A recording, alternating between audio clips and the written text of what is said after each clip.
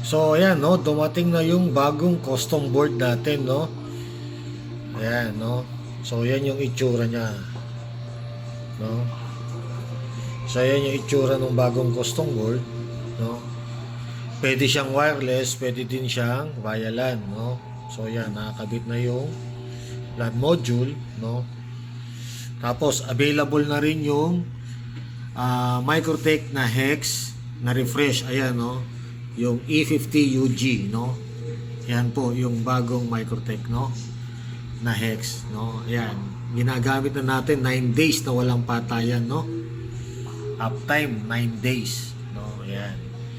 So tapos ito yung minatch natin doon na custom board. So napakabilis nung portal, no.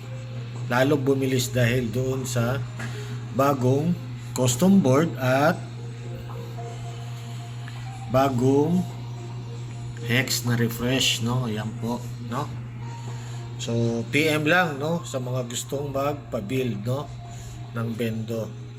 Sulit na sulit, less sakit ng ulo, no. PM lang, no. Yun lang, maraming salamat.